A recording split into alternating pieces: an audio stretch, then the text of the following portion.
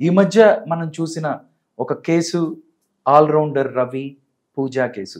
నిజంగా చూసుకున్నట్టయితే పూజ చాలా ఛానల్స్కి వెళ్ళి మాట్లాడారు, అభియోగాలు చేశారు ఆల్రౌండర్ రవి మీద. రవి కూడా దానికి సంబంధించి ఏంటనేది కొంతవరకు చెప్పే ప్రయత్నం చేశారు. అసలు చాలా హ్యాపీగా సాగిన వీళ్ళ జీవితం వెనక అసలు ఏం జరిగింది, ఎందుకు 100 సంవత్సరాలు బతకాల్సిన వాళ్ళు మధ్యలోనే ఆ ప్రయాణాన్ని ఆపేసి వాళ్ళు విడిపోవాలనుకుంటున్నారు, తెలుసుకుందాం. రవి మనతో ఉన్నాడు, ఆల్రౌండర్ రవి, ఆయనతో మాట్లాడదాం. అసలు ఏంటి ఈ కథ వెనక ఏం జరిగింది అనేది తెలుసుకుందాం.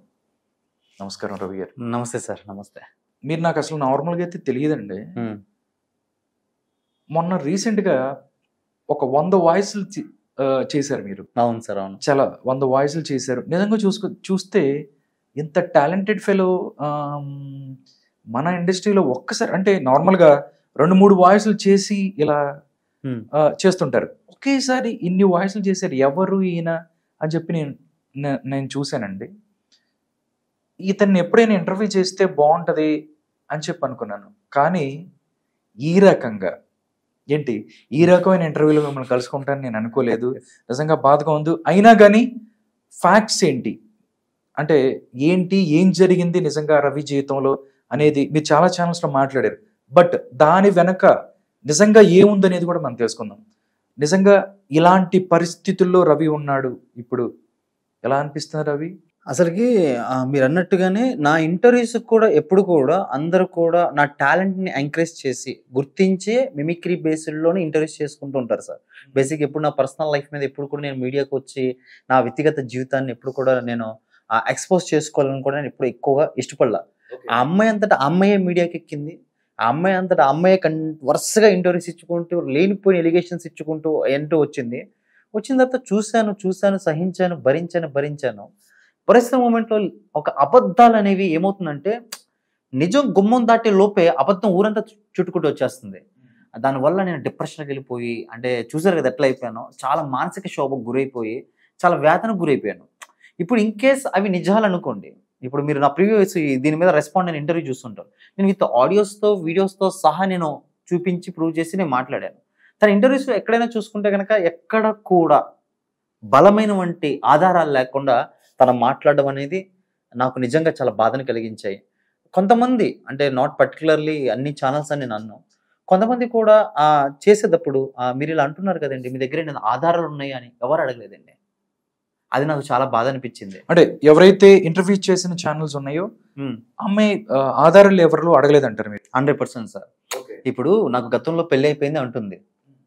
ఇప్పుడు నేనేమన్నానంటే ఆల్రెడీ ఆ అమ్మాయికి గతంలో పెళ్ళి అయిపోయి 2 పిల్లలుండి ఆ మొదటి బాబుని వదిలేసి అక్కడ మొదటి మొగుడితోటి వాళ్ళ తమ్ముడికి తనకి అంటే తన మరిదితోటి తిన అక్రమ సంబంధం పెట్టుకొని అక్కడ పెద్ద గొడవ పంచాయతీ అయ్యి మళ్ళీ అతనికి డైవర్స్ అప్లై చేసి బయటకు వచ్చేసి ప్రేమ వ్యవహారం నడిపించినటువంటి అమ్మాయి ఆల్రెడీ పెళ్ళి అయిపోయింది అని నేను గత ఇంటర్వ్యూలో చెప్పినప్పుడు అమ్మాయి ఫొటోస్ చూపించాను నేను.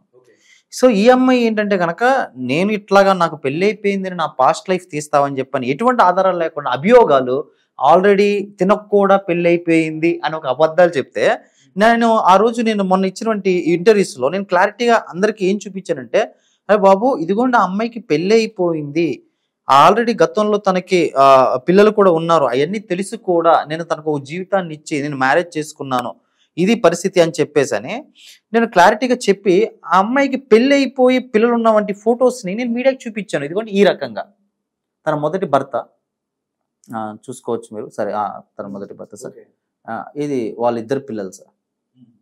నా పాయింట్ ఆఫ్ వర్షన్ ఏంటంటే నాకు గతంలో పెళ్ళి అయిపోయింది అన్నప్పుడు ఏ యాంకర్ అయినా మీ దగ్గర ఫోటో ఉందా అని అడగడం మానేసి తంబలైన్లో పెట్టే టైటిల్ ఏంటో సార్ తెలుసా సార్? రవికి గతంలో పెళ్లి అయిపోయింది, తన కూడా సెకండ్ హ్యాండే అని పెట్టేస్తున్నారు. ఓకే రవి, ఒకటి నేను ఇంటర్వ్యూ చేస్తున్నప్పుడు నేను అనుకున్నా, పబ్లిక్ ప్లాట్ఫామ్ లో ఏదైతే ఉన్నాయో రవి గురించి అనుమానాలు ఏదైతే ఉన్నాయో అది నేను అడుగుతాను. డెఫినెట్లీ అది లే క్వశ్చనా లేకపోతే అది కరెక్టా, ఎస్ ఆర్ నో నువ్వే చెప్పాలి. అంటే ఒకటి మీ అమ్మాయి చెప్తున్న మెయిన్ ఎలిగేషన్ అమ్మాయిలను మోసం చేయటం రవికి హాబీ, అమ్మాయిల్ని ట్రాప్ చేయటం రవికి ఒక అలవాటు, అమ్మాయిని ఈజీగా ట్రాప్ చేస్తాడు, అమ్మాయిని మాటలతోనే మత్తెక్కిస్తాడు, అమ్మాయిల్ని ఈజీగా పడేస్తాడు అని చెప్పి అమ్మాయి ప్రతి చోట కూడా ఒకటి మల్టిపుల్ చాలా ఉన్నాయని చెప్పి, ఒకటైతే 15-25 మంది అని 25 మంది అని చెప్పింది. నాకు అసలు అర్థం కాలేదు, ఏంటి ఈ అమ్మాయి ఎలా చెప్తుంది 25 మంది. ఇంకోటైతే ట్రాన్స్జెండర్ తో మాట్లాడిన ఆడియో నేను పట్టుకున్నాను కూడా చెప్పిన ప్రయత్నం చేస్తుంది. నిజంగా రవి అంత టాలెంట్ ఉందా, ఈజీగా రవి పడేస్తాడా అంటే ఏం చెప్తారు మీరు? సార్ అదే సార్, ఇప్పుడు యాంకర్ షోతో 25 మంది తిరిగాడు, 20 మంది ఎఫ్ఐఆర్లు ఉన్నాయి అని చెప్పేసి అంది. సో ఒక్కరి ఆధారాలైన ఇట్స్ నాట్ ఏ కమ్యూనికేషన్. ఒకరితో మాట్లాడినంత మాత్రానో, ఒకరితో ఫోటో దిగినంత మాత్రానో, లేకపోతే ఇది ఒక అక్రమ సంబంధం అంటే, నేను నిన్న వీడియో దాంట్లో నేను క్లారిటీగా ఆ అమ్మాయి న్యూడ్ వీడియో కాల్స్ మాట్లాడదు కావచ్చు, వాళ్ళ బాయ్ ఫ్రెండ్స్ తోటి ఎంతమంది అయితే కనుక తన అక్రమ సంబంధం పెట్టుకుందో వాళ్ళతో ఉన్నవంటి కాల్ రికార్డ్స్ 4-5 తీశాను. బట్ ఈ అమ్మాయి చెబుతుంది కానీ అక్కడ ఆధారాలు లేవు. అంటే ఏంటంటే ఫిక్షన్ వేరు, ఫ్యాక్షన్ వేరు. థియరీ ఎన్నైనా చెప్పొచ్చు, మన ప్రాక్టికల్కి వచ్చేసరికి ఓడిపోతారు. అభియోగాలు ఎన్నైనా చేయొచ్చు, కానీ ఆధారాలు కావాలి కదా. నేనేమన్నానంటే కనుక 25 మంది అని చెప్పేసి అంటున్నావు, 25 మంది పేర్లు చెప్పు నువ్వు, 25 మందితో నేను ఉన్నవంటి తప్పు చేసినట్టు ఒక ఫోటో చూపించు నువ్వు. ఒకటి రవి, నేను ఒకటే చెప్తున్నాను, అసలు మీ జీవితంలోకి పూజ ఎలా వచ్చింది అంటే చాలా మందికి రకరకాలుగా చెప్తున్నారు. అంటే ఆమె వెర్షన్ ఒకటిలాగా ఉంది, నీ వెర్షన్ ఒకలా ఉంది. పూజ నీ జీవితంలోకి ఎలా వచ్చింది అంటే, నీకు పూజతో జరిగింది మొదటి పెళ్ళే లేకపోతే రెండో పెళ్ళే, దాంతోపాటు అసలు ఎప్పుడు మీకు పెళ్ళైంది, మీ మొదటి పరిచయం ఏంటంటే మీరు ఏం చెప్తారు? సార్ మొదటి పెళ్ళ రెండో పెళ్ళ అని చెప్పేసి అడుగుతాను. నేను అయితే కనుక క్లారిటీ ఇచ్చేసాను. నాకు గతంలో ఇటువంటి పెళ్లి జరగలేదు, పూజతోటే నా మొదటి వివాహం, తనకి నాతోటి రెండో వివాహం. ఓకే పూజ గతంలో పెళ్లి అయిపోయింది, 2 పిల్లలు. అక్కడ కూడా ఎన్నో అక్రమ సంబంధాలు పెట్టుకోవడం వల్ల తన మొదటి భర్త తనని వదిలేయడం జరిగింది. సో తనతోటి బలవంతంగా డైవర్స్ మీద సంతకం, ఎన్నో గొడవలు జరిగినాయి. సొంత మరితోటి అక్రమ సంబంధం పెట్టుకున్నటువంటి పర్సన్ తిను. ఇట్లా జరిగిన తర్వాత నేను మాత్రం ఖచ్చితంగా హోల్ హార్టెడ్గా చెప్పగలుగుతున్నాను సార్. నేను మాత్రం హార్ట్ఫుల్గా 2017 మే 15న పూజని వివాహం చేసుకోవడం జరిగింది. ఓకే, రవి అనగానే అప్పటికే టాలెంటెడ్, చాలా ఫేమ్ ఉంది, కానీ ఒక పెళ్ళైన అమ్మాయిని ఎందుకు పెళ్లి చేసుకోవాల్సి వచ్చింది? 2 పిల్లల తల్లిని ఎందుకు పెళ్లి చేసుకోవాల్సి వచ్చింది? ఎందుకంటే ఫేమ్ ఉంది, డబ్బు ఉంది, లేకపోతే ఇంకా రవి కోరుకుంటే ఇంకా ఎవరినన్నా చేసుకునే అవకాశం ఉంది. కానీ ఎందుకు రవి పూజనే పెళ్లి చేసుకోవాల్సి వచ్చింది? దానికి సంబంధించి ఏం చెప్పాడు అంటే, మీ పరిచయానికి పెళ్లికి మధ్య చాలా తక్కువ సంబంధం ఉంది, తక్కువ సమయం ఉంది.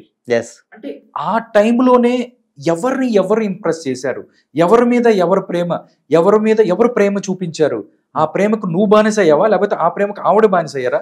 అంత క్విక్ టైంలో 2 పెళ్లికి వెళ్ళటానికి దారి చేసిన పరిస్థితులు ఏంటి, ఏం చెప్తావు? అంటే 2017లోనే నేను హైదరాబాద్ రావడం జరిగింది. 2016 ఎండింగ్ అంటే నవంబర్ డిసెంబర్ హైదరాబాద్ వచ్చిన కొద్ది రోజుల్లోనే అసలు చాలా అంటే చాలా ఫైనాన్షియల్ స్ట్రగుల్స్. నేను 2016లో నేను వచ్చాను. 2017లో మీరు అన్నారు కదా నాకు అప్పటికి ఫేమ్ ఉంది, డబ్బు ఉంది అని చెప్పేసి, ఆ 2 లేవు నా దగ్గర. అప్పటికి అసలు ఏం లేవు, ఐఎమ్ జీరో. అప్పుడప్పుడే జబర్దస్త్ లో వెనకాల చిన్న చిన్న క్యారెక్టర్స్, రాకింగ్ రాకేష్ గారి టీంలో వేసుకుంటూ ఉన్న వ్యక్తిని నేను. అప్పుడప్పుడే ఎంటర్ అయ్యాను. అప్పుడప్పుడే ఈ మిమిక్రీని గుర్తించి కొన్ని షోస్ చేస్తున్నారు.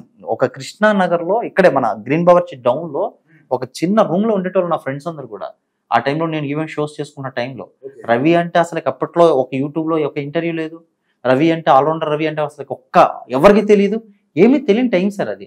హైదరాబాద్ వచ్చిన కొత్తలో ఈ అమ్మాయి ట్రాప్ లో నేనైతే గనక ఫస్ట్ టైం ఈ అమ్మాయి ట్రాప్ లో పడింది ఎవరనంటే గనక, అప్పుడే కొత్తగా హైదరాబాద్ వచ్చి చిన్న మిమిక్రీ షోలు వేదిక మీద చేసుకునే ఒక పర్సన్, అప్పుడప్పుడే మెల్లిగా జబర్దస్త్లోకి వెళ్తున్నటువంటి పర్సన్, ఆర్థికంగా ఈవెంట్కి వెళ్తే గానీ పొట్టనటువంటి పర్సన్ ని ఈ అమ్మాయి ఒక ఈవెంట్ లో నేను వెళ్తే, ఈ అమ్మాయి ఇక్కడ దాండి ఆడిపించడానికి వచ్చింది. ఈ అమ్మాయి దాండి ఆర్టిస్ట్ అనమాట, డాన్సులు చెప్పిస్తారు కదా, ఈ అమ్మాయి దాండి ఆర్టిస్ట్. అప్పుడు నేను అక్కడ మిమిక్రీకి వెళ్ళుండే అనమాట. వెళ్తే ఇక్కడ ఒక ఈవెంట్కి, మ్యారేజ్ ఈవెంట్కి వెళ్ళాం, నేను ఒక జబర్దస్త్ టీము అందరు వెళ్ళాం. వెళ్తే ఆ అమ్మాయి అక్కడ చూసి, నేను శాంతి స్వరూప్ అందరం డాన్స్ చేస్తుంటే, నేను అది ఫస్ట్ టైం కదా ప్రమోషన్ చేసుకోవాలి కదా, కొంచెం ఇఫ్ యూ డోంట్ మైండ్ ఏమనుకోకుండా వీడియో తీయండి అని చెప్పేసి అమ్మాయి ఫోన్ ఇవ్వడం జరిగింది. ఆ అమ్మాయి వీడియో తీసింది. వీడియో తీసి నా డాన్స్ ఇదంతా ఒక కాంప్లిమెంట్ ఇచ్చింది. ఏంటంటే చాలా బాగా చేస్తారు, మీ ముఖంలో సిరుంది అని చెప్పేసి. నా నెంబర్ నుంచి అమ్మాయి నెంబర్కి మిస్డ్ కాల్ ఇచ్చుకుంది. ఇచ్చుకున్న తర్వాత కమ్యూనికేషన్ అయ్యింది, నేను కూడా మాట్లాడాను. అప్పుడు ఏంటంటే కనుక నేను ఎవరు ప్రపోజ్ చేశారు? మీరు ఫస్ట్ ఆవిడే అన్నారా, మీరు పెళ్లి చేసుకుంటా అన్నారా, డైరెక్ట్ మీరు మ్యారేజ్ ప్రపోజల్ పెట్టారని తను చెప్తుంది. డైరెక్ట్ గా మ్యారేజ్ ప్రపోజల్ పెట్టడంత అవసరం ఉంటుంది సార్. ఇప్పుడు ఆల్రెడీ ఆ అమ్మాయికి గతంలో పెళ్లి అయ్యి ఒక పిల్లలు ఉన్న వాళ్ళకి నాకేం తక్కువ నేను వెళ్ళి మ్యారేజ్ ప్రపోజల్ చేయడానికి? అంటే ఆల్రెడీ ఐఎమ్ అన్మ్యారీడ్. ఒక మ్యారీడ్ అయి పిల్లలు ఉన్న వాళ్ళని నేను ఎలాగా ప్రపోజ్ చేస్తాను? ప్రాక్టికల్ గా అయితే ఏంటంటే ఎలిగేషన్స్, రాంగ్ ఎలిగేషన్స్. అదే నేను అనేది. ఒకసారి ఆలోచించండి, చదువుకున్న వ్యక్తి, గవర్నమెంట్ జాబ్ వదులుకున్న వ్యక్తి వచ్చి మిమిక్రీతో ఒక ప్యాషన్ గా చూడండి, హైదరాబాద్ వచ్చిన కొత్తలోనే జబర్దస్త్లోకి ఎంటర్ అయ్యానంటే ఎంత కష్టంతో ట్రై చేసి ఉంటాను నేను, ఎంత కష్టంతో ట్రై చేసి ఉంటాను. అలాగే కెరియర్ మీద ఫోకస్ చేసే వ్యక్తి సడన్ గా ఎట్లా వెళ్ళిపోతాడండి? ఓకే, నేను ఒకటి అడుగుతున్నాను రవి, నువ్వు మాట్లాడుతున్నాను బట్టి నీ దగ్గర ఫేమ్ లేదు, డబ్బు లేదు, ఏం లేదు అని మీరే చెప్తున్నారు. అవును, ఆ టైంలో మీ దగ్గర లేదని చెప్తాను. బట్ ఏం చూసి మిమ్మల్ని పెళ్లి చేసుకుంటారని అంత తక్కువ టైంలో ఆ అమ్మాయి వచ్చి ఉంటదంటే మీరేం చెప్తారు? అంటే ఏం లేదు సార్, అక్కడ ఏమైందంటే కనుక ఇన్సిడెంటల్ గా ఆ అమ్మాయి నాతో కమ్యూనికేషన్ చేసిన తర్వాత ఇద్దరం కలవడం జరిగింది, మాట్లాడడం జరిగింది. తర్వాత మళ్ళీ ఇంకో ఈవెంట్ వచ్చింది. అప్పుడు ఈ చిన్న చిన్న ఈవెంట్స్ ఆర్గనైజేషన్ చేస్తూ ఉంటారు. ఆ అమ్మాయిని ఈవెంట్కి తీసుకెళ్ళిన తర్వాత ఆ అమ్మాయి ఒక్కోసారి తన కష్టాలు మొత్తం చెప్పుకుంది. నాకు చిన్నప్పుడే 15 నెలలకే నాకు మా అమ్మ నన్ను 50,000కి అమ్మేసి నా 15 నెలలకే 14 ఏళ్ళకే నాకు పెళ్లి చేసింది. పెళ్లి చేసిన తర్వాత నాకు అప్పుడు ఏంటో తెలియదు, మగవాసన అంటే ఏంటో తెలీదు. నేను చాలా నిజాయితీ పరులను. అప్పుడు నన్ను బలవంతంగా కొట్టి ఫస్ట్ నైట్ చేయించారు. తర్వాత అట్లాగే నాకు పిల్లలు పుట్టేశారు. తర్వాత వాడు ఏంటంటే కనుక భార్యని సరిగ్గా చూసుకోవడం రాదు. ఇట్లా నా జీవితం కొలాప్స్ అయిపోయింది. ఒక బాబు, అతనేమో అక్కడ ఉంటున్నాడు, పాపని నేను తెచ్చుకున్నాను. ఫైనాన్షియల్గా చాలా ప్రాబ్లమ్స్ ఉన్నాయండి సార్ అనేది నన్ను స్టార్టింగ్ ఆర్గనైజర్, నేను ఈవెంట్ ఆర్గనైజర్, సార్ ఈవెంట్స్ ఉంటే చెప్పండి. ఇట్లా తన కష్టాలు చెప్పుకున్న తర్వాత ఈవెంట్స్ అలా చెప్తున్న మూమెంట్లో నేను ఎక్కడ మెల్ట్ అయ్యాను అని అంటే కనుక, ఒకటి మా డాడీకి హెల్త్ బాగున్నప్పుడు తిను అక్కడికి వచ్చి మా డాడీకి మంచం మీద ఉన్నప్పుడు తినిపించడం, చూసుకోవడం, మా ఫ్యామిలీలో అందరినీ మంచిగా మాట్లాడడం ఇవన్నీ చూసి ఇంక ఫ్యామిలీ వాళ్ళు ఏమంటారు, అరే అమ్మాయి చాలా మంచిగా ఉంది ఇది అని చెప్పేసి అంటే, మా డాడీ బెడ్ మీద ఉన్నప్పుడు కూడా మా వాడంటే నీకు ఇష్టమా, పెళ్లి చేసుకుంటావు అని చెప్పేసి అని మాట్లాడడం, ఈవిడ సిగ్గుపడడం, పాస్ట్ ఈజ్ పాస్ట్ రవి, నా లైఫ్ ఇట్లా అయిపోయింది, చేసుకుంటే మంచిది అనడం. సో ఈ అమ్మాయి అదే టైంలో ఓపెన్ గా చెప్పాలంటే ఫిజికల్ గా కూడా నన్ను టెంప్ట్ చేసేయడం. ఫిజికల్ గా అయిపోయి ఉండే, పెళ్లి కాకముందే మీరు ఫిజికల్ కలిసాం. విషయం చెప్పాలంటే అక్కడే బాగా మెల్ట్ అయిపోయాను. నాకు నిజంగా అదేంటో కూడా తెలియని టైం అనమాట అది. నాకు అంటే అంత పర్ఫెక్ట్ గా బతికాను పెళ్లి కాకముందు. ఓకే, సో ఆ టైంలో ఆ రకంగా మెల్ట్ అవ్వడం, డాడీ విషయంలో టెంప్ట్ అయిపోవడం. ముఖ్యంగా నా ప్రీవియస్ ఇంటర్వ్యూ చూస్తే 10 సంవత్సరాలు ప్రేమించిన అమ్మాయి సడన్ గా నాకు కాదని ఆ అమ్మాయి ఇంకోళ్ళని పెళ్లి చేసుకుని ఆ డిప్రెషన్, దానికి మళ్ళీ అమ్మకి హార్ట్ స్ట్రోక్ రావడం, మళ్ళీ డాడీ మంచం మీద ఉండడం. అంటే నా కాన్సన్ట్రేషన్, నా మైండ్, నా మోటో, నా కంట్రోల్ లేని టైంలో జరిగిపోయినటువంటి 10 days లో పెళ్లి పరిచయం అయిన 10 days లో మ్యారేజ్. అమ్మాయి ఎక్కడ జరిగింది మ్యారేజ్? ఎక్కడ చేసుకున్నారు? గుళ్ళో పెళ్లి అయినట్టు కూడా ఒక ఆధారం లేదు, ఒక ఫొటోస్ తప్ప. పెళ్ళైనట్టు ఒక సర్టిఫికేట్. మీ మ్యారేజ్ సంబంధించిన ఫోటోలు తన ఆల్బమ్ మీద, ఆల్బమ్ అదొకటి తప్ప ఆధారాలు ఏం లేవు. ఓకే రవి, అంటే నార్మల్ గా ఇద్దరు కలవటానికి ఎందుకు కారణాలు అనేది ఉండదు, ఎందుకంటే ఇష్టపడటానికి ఏం కారణం ఉండకపోవచ్చు. బట్ పెళ్ళైపోయింది, ఎప్పటి వరకు హ్యాపీగా ఉన్నారు. బట్ మనస్పర్ధలు ఎప్పుడు వచ్చాయి అంటే, అమ్మాయి చెప్పటం, నేను లేనప్పుడు ఫోన్లు మాట్లాడటం, ఎవరో ట్రాన్స్జెండర్ తో నేను అమ్మాయి నన్ను ఎవరైతే ఆర్గనైజర్ నన్ను ఉంచుకుంది అని చెప్పి అమ్మాయి చెప్తుంది. ఇలాంటి కూడా అమ్మాయి ఇంటర్వ్యూలో మాట్లాడి చెప్తుంది. అంటే అసలు ఎన్ని రోజులు హ్యాపీగా ఉన్నారు, ఎప్పటి నుంచి మనస్పర్ధలు స్టార్ట్ అయ్యాయి అంటే ఏం చెప్తారు మీరు? నేను అందరికి చెప్పేది ఒకటేనండి, మీడియా ప్రేక్షకులందరూ చెప్పేది ఏంటంటే, యూ హ్యావ్ ఎనీ ప్రూఫ్స్. ఏ అమ్మాయినా కాదు, ఈ ప్రపంచంలో ఏ మీడియా ముందుకి ఎవరు వచ్చి ఏం మాట్లాడుతున్నా కూడా నీ దగ్గర ఆధారం ఉందా అని మనం ప్రశ్నించడం ప్రారంభిస్తే ఎవరు కూడా మీడియా ముందుకు వచ్చి అభియోగాలు వేయరండి. ఈరోజు అమ్మాయి గతంలో ఇన్ని చెప్పుకుంటూ వస్తుంటే అది టకటకటకటా నమ్మేసి మీరు ఈ రకంగా రిలీజ్ చేసినప్పుడు నేనేమంటానంటే, సార్ ఆ అమ్మాయి చెప్పినటువంటి ఎలిగేషన్స్ ఏదైతే 100% ఎలిగేషన్స్ అవన్నీ, ఒకళ్ళతో ట్రాన్స్జెండర్స్, ఒక అబ్బాయి ట్రాన్స్జెండర్స్ తో ఎట్లా మాట్లాడతారు సార్, మరీ ఫేక్ కాకపోతే ట్రాన్స్జెండర్స్ తోటి అసలు ఎలా సార్ నాకు చెప్తే, నేను తర్వాత నేను ఆ కాల్ రికార్డ్ అయి ఉంది విన్నాను, వినేడితే ఏదో ఊరినే సరదా మరి సార్ చూపించాలి కదా సార్. నేను ఏమన్నానంటే, అదే మీరు మాట్లాడుతున్నారు, ఎక్కడ మనస్పర్ధలు వచ్చాయి, నేను మోసపోయాను, నేను దగా పడ్డాను, నాకు కరెక్ట్ అమ్మాయి కాదు, నా జీవితం నాశనం అయిపోయింది అని చెప్పి నీకు అనిపించిన సందర్భం ఏంటి, లేకపోతే ఆ అమ్మాయి కనిపించిన సందర్భము ఏదైతే, అంటే ఆ అమ్మాయి నేను ప్రెగ్నెంట్ గా ఉన్నప్పుడు కూడా నన్ను కొట్టాడు ఇదంతా అని కూడా అమ్మాయి చెప్పింది. అమ్మాయి ఏంటంటే సార్ మెంటల్లీ హ్యాండిక్యాప్డ్ సార్. అమ్మాయి మెంటల్లీ హ్యాండిక్యాప్డ్, సైకో అనమాట. అసలు యాక్చువల్లీ విషయం ఏంటంటే కనుక అమ్మాయి నన్ను కొట్టింది, తిరిగి చాలా భయంకరంగా కొట్టింది. కానీ ఒక మగవాడు ఎప్పుడు కూడా వచ్చి మీడియా ముందుకు వచ్చి నా పిల్ల నన్ను కొట్టిందంటే అక్కడ ఏం వేసుకుంటారంటే ఆ ఎడిటింగ్లు వేసుకొని తగ్లైస్ పెట్టుకొని ట్రోల్స్ చేస్తారు. ఏ భర్త కూడా ముందుకు వచ్చి భార్య కొడుతుందని చెప్పుకోలేడు. ఆ అమ్మాయి చాలా మెంటల్ అరేంజ్మెంట్స్ చేసేది, కొట్టడం, తిట్టడం, అబ్యూజివ్ లాంగ్వేజ్ ఉపయోగించడం, అమ్మని అక్కని చెల్లిని ఇది అవడం, ఈవెంట్స్లో సంపాదించే డబ్బులు మొత్తం అక్కడ కొని ఇక్కడ కొని ఇన్వెస్ట్మెంట్ చేయడం అనడం, నా పేరు మీద అంటాం, అమ్మని చూసుకోవద్దు, చెల్లిని చదివించొద్దు, వాళ్ళు ఏం చేస్తున్నారు, వాళ్ళ హస్బెండ్స్ ఏం చేస్తున్నారు, మీ అమ్మకు వచ్చే పెన్షన్ ఏం చేస్తుంది అంటే, తర్వాత ఎక్కడికి వెళ్తున్నావు, ఎవరితో మాట్లాడుతున్నావు, ఈవెంట్స్ ఫీల్డ్లో యాంకర్స్ తోటి ఎవరితో మాట్లాడడం, అక్రమ సంబంధం అందుకట్టడం. ఈ అమ్మాయి కూడా విచ్చలవిడితనంగా రాత్రిపూట లేట్గా రావడం, పబ్బులని క్లబ్లని ఇలా తిరగడం, ఇవన్నీ ఎప్పటికప్పుడు చాలా జాగ్రత్తగా ఉండాలి, నువ్వేంటి భర్తకు చెప్పాలి. అంటే ఆడపిల్లలందరూ వెళ్తున్నాం కదా, తప్పేముంది, అందరూ వెళ్తున్నాం కదా, ఫ్రెండ్స్ అంతే కదా వెళ్ళేది. ఇంట్లో 2 పిల్లలు ఉన్నారు, వాళ్ళ పిల్లల్ని వాళ్ళ అమ్మ దగ్గర వదిలేసేసి చాలా సార్లు చెప్తాను, నువ్వు పిల్లలకి టైం ఇవ్వట్లేదు. ఇప్పుడు నేనంటావా, నా గోల్ వేరు, నా అంబిషన్స్ వేరు, నా జీవితం వేరు, నేను వచ్చింది హైదరాబాదు, నేను ఎక్కడికో ఇండస్ట్రీలో ఉన్నతమైన స్థాయిలోకి వెళ్ళాలని. మీరు అబ్జర్వేషన్ చేస్తే సార్, అతి తక్కువ టైంలో ఎదిగిన వ్యక్తి అంటే ఆలోచించండి. నేను ఏ రకంగా ఫ్యామిలీని చూసుకుంటూ ఎక్కడ కూడా అమ్మ ఇంత టార్చర్ చేస్తున్నా కూడా 1 కాదు 2 కాదు సార్, 7 సంవత్సరాలు నరకం అనుభవించి కూడా తల వంచుకొని బతికానంటే అక్కడే మీకు అర్థం కావాలి సార్. ఈ అమ్మాయి చేసే టార్చర్లు, ఈ అమ్మాయి పెడుతున్న మెంటల్స్ అన్ని రకాలుగా, ఫ్యామిలీ పరంగా, అక్క పరంగా, చెల్లి పరంగా, అమ్మ పరంగా, ఆఖరికి నా మీద అబ్యూజివ్ లాంగ్వేజ్ వచ్చి కొట్టి తిట్టి బూతులాడి, అబ్బో. ఇక మీకు మన ఇంటర్వ్యూలో కూడా చెప్పాను కదా సార్, ఒక మగ మనిషిని కూడా తన రాత్రిపూట బియర్ తాగి కలిసి అలిసిపోయి వచ్చిన మగవాడి మీద కూడా చాలా కామ వాంఛలతోటి చాలా శారీరకంగా ఇబ్బందులు పెట్టింది నన్ను. బట్ ఇవన్నీ మనం చెప్పుకోకూడదు. అంటే ఒక మనిషి ఒక ఆడదాని నుంచి బయటకు వచ్చాడంటే తప్పు చేసి కాదు, ఇంకో అమ్మాయితో అక్రమ సంబంధం ఉన్నట్టు కాదు. అక్రమ సంబంధం ఏముంది సార్, ఈ రోజు living and relation it's very common thing. నీకు నచ్చిందా, హ్యాపీగా వెళ్ళావా, ఎంజాయ్ చేసావా, but that is a dating. ఒక అమ్మాయిల గురించి ఎవరు సార్ భార్య పిల్లలు వదిలిపెట్టేది? అంటే నేను ఒకటే, మీరు కరెక్ట్ గా అంటున్నారు. మీరు ఇందాక కూడా ఒకటి మాట చెప్పారు, ఏదైతే ఒక అమ్మాయి మీద అలిగేషన్ చేసేటప్పుడు డెఫినెట్లీ ఆధారాలు ఉంటేనే చేయాలి. మీ దగ్గర ఉన్నాయి ఆధారాలు? 100% సార్, 100%. ఏమున్నాయి మీ దగ్గర ఆధారాలు? ఏం చెప్తారు మీ దగ్గర? అంటే ఏం తప్పు, ఇది తప్పు కాబట్టి ఇది తప్పు అని చెప్పి మీరేం చెప్తారు ఆమె మీద?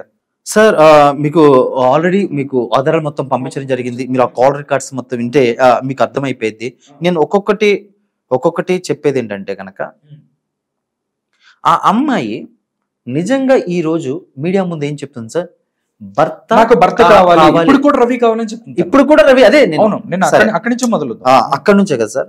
మరి భర్త కావాలి, పిల్లలకి తండ్రి కావాలి, నేను ఏ తప్పు చేయలేదు, ఆయన తనే తప్పు పని చేసి, తనే తప్పుడు పనులు చేసి నా మీద నన్ను పిల్లల్ని అన్యాయం చేసి వెళ్ళిపోయాడు అనేది తన పాయింట్ ఆఫ్ వెర్షన్ అయితే గనక, ఇప్పుడు మీడియా వాళ్ళందరికీ మన ఛానల్ ద్వారా నేను మీ అందరు చెప్పేది ఏంటంటే, భర్త కావాలి, నేను ఏ తప్పు చేయలేదు అన్నావంటి ఈ యొక్క అమ్మాయి తను ఏం తప్పు చేసింది, నేను కావాలా వద్దనేది మీడియా ముందు మాత్రం నేను కావాలి, ఆఫ్ రికార్డ్ ఈ అమ్మాయి క్యారెక్టర్ ఏంటనేది మీకు ఒకసారి ప్లే చేసి చూపిస్తానండి. దయచేసి అందరూ కూడా వన్ బై వన్. ఇప్పుడు నేనేంటంటే కనుక మీరు ఇందాక కూడా చెప్పారు ఆధారాలు ఉండాలి, అమ్మాయి దగ్గర ఒక్కటి లేదు కాబట్టి అమ్మాయి తప్పించుకుంటుందని. మీ దగ్గర ఏమున్నాయి నిజంగా వ్యాలిడ్ ఆధారాలా, లేకపోతే ఏంటి అనేది మీరు ప్రేక్షకులకు చెప్పాలి కదా. ఓకే సార్, ఇప్పుడు మీడియా మిత్రులు అందరు, మీడియా ద్వారా చూస్తున్నటువంటి ప్రేక్షకులందరికీ ఏమన్నారంటే, తన ప్రీవియస్ ఇంటర్వ్యూలో రవి కావాలి, రవి మాత్రమే కావాలి, రవికి నా పిల్లలకి తండ్రి కావాలి, నేను ఏ తప్పు చేయలేదు. సో ఈ అమ్మాయి గతంలో కూడా చాలా తప్పులు చేసింది. ఇవన్నీ రీసెంట్గా జరిగినవి మాత్రం నేను ప్రజెంట్ చూపిస్తున్నా. గతంలో చాలా తప్పులు అన్ని చూపిస్తా. నేను ఉన్నప్పుడు తప్పులు చేసింది, నేను డైవర్స్ అప్లై చేసి 1 year బ్యాక్ ఇంట్లో నుంచి వచ్చిన తర్వాత కూడా తప్పులు చేసింది. ఈరోజు మీ అందరికి 1 by 1 చూపిస్తారు. రవి కావాలన్న అమ్మాయి ఈరోజు అంటే నలుగురితో ఈ అమ్మాయి అక్రమ సంబంధాలు పెట్టుకుంది. ఆ నలుగురిలో ఒక వ్యక్తితోటి, పలానా పర్సన్ తోటి ఈ అమ్మాయి ఏమంటుందో తెలుసా, నిన్ను కాదు, ఎవరిని కాదు, నేను నా బాయ్ ఫ్రెండ్తో తిరుగుతాను, నువ్వెవడో అబ్బాయి అడగడానికి, అంటే నేను వేరేతో తిరుగుతాను, నీ బాయ్ ఫ్రెండ్ అంటే రవీనా అంటే, చిచ్చి వాడెందుకు నాకు అన్న రికార్డ్ మీకు ప్లే చేసి వినిపిస్తాను చూడండి. ఫ్యూచర్ లో నీ ముందే వాడిని వేసుకొని తిరుగుతా, ఏం చేస్తావు? నీ ఏరియాలో ఆడున్నాడు కదా నా బాయ్ ఫ్రెండ్ నన్ను వేసుకొని తిరుగుతా ఏం చేస్తావు? నా మొగుడిని కాదు, చిచ్చి నా మొగుడిని కాదు, నా బాయ్ ఫ్రెండ్ వేసుకుంటా. విన్నారా సార్? చిచ్చి నీ మొగుడునా, చిచ్చి నా మొగుడు కదా, చి వాడు నాకెందుకు. ఇది సార్ మీడియా ముందుకు మాత్రం రవి కావాలి, రవి కోసమే ఫైట్ చేస్తున్నాను, నా పిల్లలకి తండ్రి కావాలి. ఈ ప్రపంచంలో ఈ అమ్మాయి మన అందరికి చూపిస్తున్న కోణం ఏంటంటే, ద ఫ్రంట్ ఆన్ కెమెరా ఒక ఆడపిల్ల కన్నీరు కార్చేసి ఒక పిల్లల్ని వేసుకొని వాళ్ళని ప్రిపరేషన్ చేసి ఒక సానుభూతితో ఆన్ కెమెరాస్ వచ్చేసి మీడియాలోకి వచ్చేసి ఏడ్ చేస్తుంటే అది నిజమని చెప్పుకొని చాలా మంది కూడా నన్ను తప్పుగా అపార్థం చేసుకున్నారు, నన్ను ఒక వ్యభిచారం అనుకున్నారు, నన్ను ఒక మోసగాడు అనుకున్నారు, ఎంతోమంది అమ్మాయిలతో ఎఫ్ఐఆర్లు పెట్టుకుని ఒక తిరుగుబోతు అనుకున్నారు. కానీ ఈ రికార్డ్స్ గనక నేను రాకపోతే, మీడియా ముందు నేను ప్లే చేయకపోతే ఈ రోజు కూడా ఈ సమాజంలో ఆల్రౌండర్ రవి అనే ఒక వ్యక్తి తప్పుడు వ్యక్తిగా ఉండిపోయేవాడు. నేను ఈ అమ్మాయిని బ్యాక్ చేయడానికి రాలేదు సార్. నేను ఏది నిజాలు, ఏది వాస్తవాలో, ఏ అవాస్తవాలు నిరూపించడానికి మాత్రమే వచ్చాను సార్ నేను. ఇప్పుడు మీరే అన్నారు సార్ అమ్మాయి కావాలి అని చెప్పేసి అని పోరాటం చేస్తుంది రవి అని. మరి ఈ రికార్డ్ ఏంటి సార్? ఒక రీసెంట్ ఇంటర్వ్యూలో మీరు చూస్తే కనుక తనే ఒప్పుకుంది తప్పు చేశానని, క్లారిటీ వచ్చేసింది. ఇంకా అంటే మీరు చాలా ఎలిగేషన్ చేశారు. ఇంకా అమ్మాయి ఎక్కడో బోయో రూములకి వెళ్ళింది, అక్కడికి వెళ్ళింది, ఇక్కడికి వెళ్ళింది కూడా చాలా మీరు మాట్లాడారు sir. I humble request for you, it's not allegation sir, that is a confirmation. Okay మీరు ఇంకా హలో హలో హలో చెప్పండి. హాయ్ అండి. హాయ్, తెలుసండి, చెప్పండి.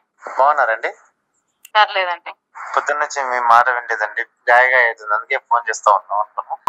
క్లాస్ బిగాడు మంచిగా గట్టిగా. ఎందుకండి? నేనేం చేశాను నా వలన? నీ వల్ల అని కాదులే, జనరల్ గా తీర్చనే ఉంటాడండి. వాడు నన్ను డైరెక్ట్ గా ఏం అడిగాడంటే, అక్క నువ్వు ఎంతో ఫిజికల్ అయినావా, ప్రతి లొకేషన్ ప్రతి ఇవన్నీ తెలుసు, ఫిజికల్ అయినావా అని అడిగాడు. అయినా లేదురా అక్కడి వరకు వెళ్ళలేదు, అక్కడి వరకు ఛాన్స్ ఇవ్వలేదు అని చెప్పాను. ఎందుకు ఆ డౌట్ వచ్చింది అన్నయ్యకు? జనరల్ గా మీరు ఎక్కడెక్కడికి పోతారు అన్ని లొకేషన్ నాకు తెలిసే కదా, ఈ ఒక్క లొకేషన్ గురించి ఎందుకు అడుగుతుండే ఆయన? అంటే అన్ని తెలిసాక ఇలా అయింది నాకు అనిపిస్తుంది, అంటే జనరల్ నాకు తెలిసింది, అది నీ నోటితో వినాలనుకుంటున్నాను అన్నాడు. లేదురా జనరల్ గా ఒక రూమ్ లో ఉన్నంత మాత్రాన అవన్నీ అయిపోతాయి అన్న ఫీలింగ్లు ఎప్పుడు ఉండకూడదునా, అదే కాదు కదా, అది గుర్తు పెట్టుకో. ఒక 4 గోడల మధ్యలో ఒక అబ్బాయి ఒక అమ్మాయి ఉన్నారంటే అదే ఉండదు కదా. నాకు ఫిజికల్ ఫీలింగ్స్ వచ్చాయి లేవని నేను అనను, కాకపోతే అక్కడ వరకు వెళ్ళలేదు. ఒక రూమ్ లో ఉన్నాము, ఒక వే రూమ్ లో ఉన్నాము మేము, ఒక రూమ్ లో ఉన్నంత మాత్రం తప్పు చేసినట్టు కాదురా. సో నాకు సెక్సువల్ ఫీలింగ్స్ వచ్చాయి కానీ నేను కంట్రోల్ చేసుకున్నాను అని చెప్పేసి రికార్డ్ మీరు విన్నారు. ఒక ఇంటర్వ్యూలో డైరెక్ట్ గా విత్ ప్రూఫ్స్ సహా అతను మాట్లాడితే కనుక ఇంటర్వ్యూలో ఎస్ నేను కలిసాను అని చెప్పిన రికార్డ్ కూడా మీకు ఒకసారి చూపిస్తాను. ఒప్పేసుకుంది డైరెక్ట్ గా, ఒక ఇంటర్వ్యూ డైరెక్ట్ గా ఒప్పేసుకుంది. 40 నిమిషాలకి తన బాత్రూమ్ లో చేసి నేను నాకు సిగ్గేస్తుంది తెలుసు.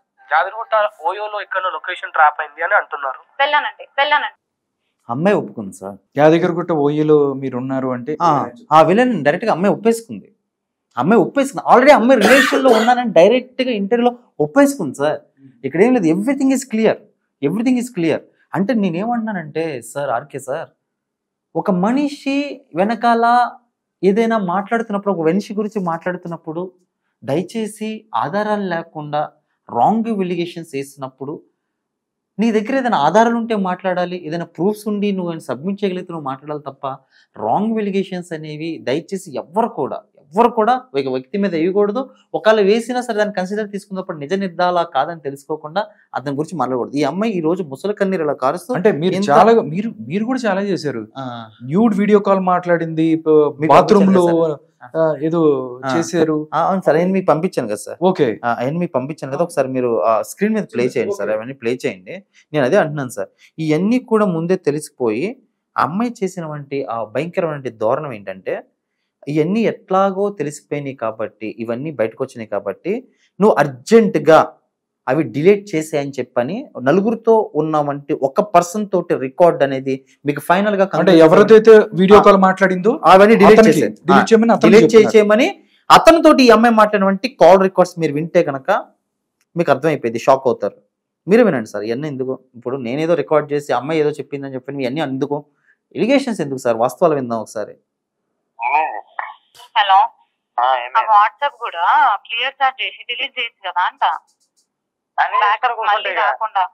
అరే రాకుండా చేసుకుంటా ఎదవను ఇప్పటిదాకా అన్నావు కదా అన్ని తెలియకపోతే వాడిని అడుగు, లేకపోతే తెలుసుకో. డేటా వేరు, డేటా అంటే ఏమేమి వస్తుంది ఇది మొబైల్ ఉండేటువంటి రే ఎదవా డిలీట్ చేయరా, నీకు ఎందుకురా ఇవన్నీ, డిలీట్ చేసేయరా ఎదవా. ఇది అంటే అవన్నీ తెలిసిపోయినాయి కాబట్టి ఈ అమ్మాయి డిలీట్ చేయమని చెప్పినటువంటి కాల్ రికార్డ్ కూడా లాగేశాను నేను. ఓకే, సో ఇక్కడ ఏమి లేదు సార్, క్లియర్గా అమ్మాయి తప్పని ఆల్రెడీ మీడియా ముందు ఒప్పేసుకుంది, రూమ్లోకి వెళ్ళానని ఒప్పేసుకుంది, రిలేషన్లో ఉన్నాను ఒప్పేసుకుంది. ఈ అమ్మాయి అడ్డంగా దొరికిపోయింది.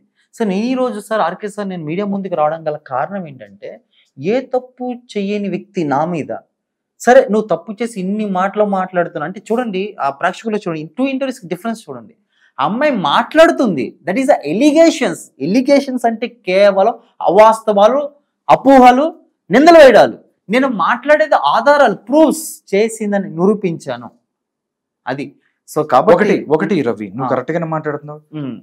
మీరు రెండు ఆ అమ్మాయి ఇంటర్వ్యూకి నా ఇంటర్వ్యూకి తేడా చూడండి. ఆ అమ్మాయి ప్రతిదీ నేను ఇది చేశాను చెప్తుంది, ఎక్కడ ప్రూఫ్ లేదని చెప్తున్నారు. బట్ మీరు వాయిస్లు కొన్ని దాంతో పాటు చాట్ తీసుకొచ్చి చేసారు. ఈ వాయిస్లతో చాట్లతోనే ఒక అమ్మాయి జీవితాన్ని, ఒక అమ్మాయి క్యారెక్టర్ ని డిసైడ్ చేయాలి. ఎందుకంటే ప్రజలు అంటే మనం కాదు, నువ్వు అనొచ్చు. అంటే మన సమాజంలో ఆడపిల్లకి ఎలాంటి విలువ ఇస్తామో మనం తెలుసు. కోర్టులు అవ్వచ్చు, పోలీసులు అవ్వచ్చు, వీళ్ళందరూ కూడా ఆడపిల్ల తరపునే మాట్లాడతారు. నిజంగా ఒక పిల్లని వాడుకొని 7 సంవత్సరాలు 2 పిల్లలు పుట్టిన తర్వాత వదిలేసి వేరే అమ్మాయి మోజులు అమ్మాయిని వదిలేసి అమ్మాయిని జీవితం నాశనం చేయడానికి ఎలాగైనా వదిలించుకోవటానికి రవి అన్ని ఆధారాలు తీసుకొచ్చాడు అని చెప్పి సమాజంలో చాలా మంది ప్రజలు కూడా ఇప్పుడు ఇంటర్వ్యూ చూస్తున్నప్పుడు చాలా మంది అనుకునే అవకాశం ఉండదు. అలాంటి వాళ్ళకి మీరు ఏం చెప్తారు? అలాంటి వాళ్ళకి ఏం చెప్తారంటే కనుక, బాబు నేను ఒకరితో మాట్లాడించిన కాదు ఇవన్నీ, ఆ అమ్మాయి ఒకరితో మాట్లాడుతున్న వంటి కాల్ రికార్డ్స్, ఆ అమ్మాయి ఒకరితో చాట్ చేసిన వంటి చాటింగ్స్, ఆ అమ్మాయి ఒకరితో మాట్లాడుతున్న వీడియో కాల్ స్క్రీన్ షాట్స్, ఆ అమ్మాయి ఇంకో పర్సన్ ఎవరైతే కనుక నన్ను మర్డర్ చేయడానికి ఎవరైతే కనుక 5 లక్షలు సిఫారిచ్చి వాళ్ళ ఫ్యామిలీతో మాట్లాడి అతని దగ్గర పని చేసిన వంటి వ్యక్తే స్వయంగా ఆ రికార్డులు తీసుకొచ్చి నాకు సబ్మిట్ చేసి మొత్తం మాట్లాడితే ఇక నేను క్రియేట్ చేయడానికి ఏముంటుంది నాన్న? క్రియేటివిటీ కాదండి, దిట్ ఈస్ ద వాస్తవాలు. అంటే గొర్రె చర్మం కప్పుకున్న తోడేలు నన్ను గొర్రెని మంచి గొర్రెని అని చెప్పని మీడియా ముందుకు వచ్చి ముసలి కన్నీరు కార్చి కేవలం ఒక సెంటిమెంట్ తోటి, అంటే ఎవరైనా ఒక ఆడపిల్ల చూడండి, ఇప్పుడు నేను చూసాను కదా, ఆ పూజా ప్లేస్లో వేరే వాళ్ళు ఉన్నారనుకోండి, తన నా భార్య కాదనుకోండి, ఆ మెంటరీ చూస్తే నేనే ఏడ్ చేస్తా. ఆ రకంగా సింపతి క్రియేట్ చేసి ఆ రకంగా నాకు తెలిసి నేను ఏమంటానంటే, ఆ మాట అనకూడదు కానీ ఇది బీప్ సౌండ్ వేసుకోండి, మహానటి సావిత్రి గారు 2 కన్నీళ్ళు కార్చారు కానీ ఈవిడి సింగిల్ ఇంటర్వ్యూలో 10 కన్నీళ్ళు కారుస్తుంది. అంత మహానటి. ఈ నటి ఈ రకంగా వచ్చి మీడియా ముందుకు ఇలా ప్రజెంటేషన్ చేస్తున్నప్పుడు నేను డిఫెన్స్ చేసి 2-3 డేస్ అవుతుంది. ఎందుకండి ఇప్పుడు ఇంటర్వ్యూ రోజుకి ఇంటర్వ్యూ తిరిగింది, మరి ఇప్పుడు ఇంటర్వ్యూస్కి ఎందుకు రావట్లేదు? అమ్మాయి మాట్లాడిన వెంటనే మనం ఎందుకు రెస్పాండ్ అవ్వాలి? మనకంటూ ఒక ట్రాన్సాక్షన్స్ ఉంటాయి కదా సార్, మనం పంపిస్తున్నామా లేదా, పిల్లలు చూసి దానికి కూడా ప్రూఫ్స్ ఉన్నాయి అన్ని. సార్ రవి అనేటోడు మీడియా రంగంలో ఇప్పుడు కాదు సార్, 10 సంవత్సరాల నుంచి ఎలాంటి వ్యక్తితో మీడియా రంగానికి తెలుసు, తెలుగు సినీ పరిశ్రమకు తెలుసు, అన్ని తెలుసు సార్. ఇన్ని సంవత్సరాలు మచ్చ ఎదుర్కొన్న ఒక వ్యక్తి సడన్ గా ఇంట్లో వదిలేసి తన పర్సనల్ విషయం అనేది బయట పెట్టకుండా తన జీవితం తను జీవిస్తున్నప్పుడు ఎందుకు ఫ్యామిలీలో ఇలా డిస్టర్బెన్స్ అవుతుంది? నా లైఫ్ నేను జీవిస్తున్నప్పుడు ఎప్పుడు బయటకు రాని వ్యక్తి ఈ రోజు బయటకు వచ్చి మాట్లాడుతున్నాడు అంటే తన మనసు ఎంత బాధ కలిగి ఈ రోజు బయటకు వచ్చి ఉంటాడు. ఇలాంటి అభియోగాల్ని ఈ రకంగా ఎదుర్కొని ఎంత అవమానపడి, ఎంత నరకయాతన, సూసైడ్ థాట్స్ కూడా వెళ్ళిపోయినాయి సార్. నాను ఎందుకు ఇంత నరకం? ఏంటి నాకు ఈ కర్మ? ఎందుకు ఇంత అభియోగాలు? ఎందుకు ఇంత అబద్ధాలు? ఇవి ఇప్పుడు కూడా నేను మాట్లాడకపోతే నన్ను అదే అనుకుంటారు కాబట్టి నేను ముందుకు వచ్చాను తప్ప ఎవరి గురించో సార్. నేను లీగల్గా నేనేంటో కోర్టు వ్యవస్థ నిరూపిస్తుంది, ఎవరు తప్పు చేసో నిరూపిస్తుంది. జస్ట్ వెయిట్ అండ్ సీ, మీకే తెలిసింది కదా ఎవరు గెలుస్తారనేది. ఓకే, చూద్దాం రవి. ఎందుకంటే ప్రతి కూడా మీడియా అవ్వచ్చు, ఇంకొకటి అవ్వచ్చు, ఇద్దరు ఎవరైతే జంట ఉన్నారో వాళ్ళందరూ హ్యాపీగా ఉండాలని కోరుకుంటది. బట్ ఇలాంటి సమస్యలు వచ్చినప్పుడు నార్మల్గా అయితే ఒక కుటుంబంలో సమస్య వచ్చే పేరెంట్స్ లేకపోతే వేరే వాళ్ళు సర్ది చెప్తారు. బట్ మీకు అలాంటి పేరెంట్స్, ఎందుకంటే వాళ్ళు కన్సర్న్ తీసుకొని మీరు మ్యారేజ్ చేసుకోలేదు, బట్ మీరు బయటికి వెళ్ళి ఇద్దరు ఓన్గా చేసుకున్నారు కాబట్టి మీకు ఏది వచ్చినా కానీ మీరే పరిష్కరించుకోవాలి. కాబట్టి చట్టం ఉంది, దాంతోపాటు న్యాయం ఉంది, కోర్టులు ఉన్నాయి. బట్ ఒకటి నేనైతే మీకు వేరేమనుకున్నా కానీ ఒక మీడియా పర్సన్గా మీరు ఎప్పుడు హ్యాపీగా ఉండాలని, అది కలిసా లేకపోతే విడిగా ఉన్నాను మీరు ఆనందంగా ఉండాలి. దాంతోపాటు మీ పిల్లల భవిష్యత్తు మీద మీ ఎఫెక్ట్ పడకుండా చూసుకోండి. ఎందుకంటే వాళ్ళ మొన్న వీడియో చూసిన దగ్గర నుంచి నిజంగా చాలా బాధ వేసినాం. అలాంటి పిల్లల్ని మీరు తీసుకొచ్చి మాట్లాడించడం అనేది కరెక్ట్ కాదు. అవును సార్. ఎందుకంటే వాళ్ళ మనసులో ఇలాంటిదైనా ఒకటి పడిపోతే జీవితాంతం అలాగే ఉండే అవకాశం ఉంటుంది. బట్ మీ ఫ్యామిలీ హ్యాపీగా ఉండాలి, మీరందరూ హ్యాపీగా ఉండాలి. బట్ ఇలాంటి సమస్యల నుంచి త్వరగా బయటికి రావాలి అని కోరుకుంటున్నాను. Thank you so much Ravi, thank you sir. మీ యొక్క రెస్పాన్స్ తెలిసింది. నమస్కారం. Thank you.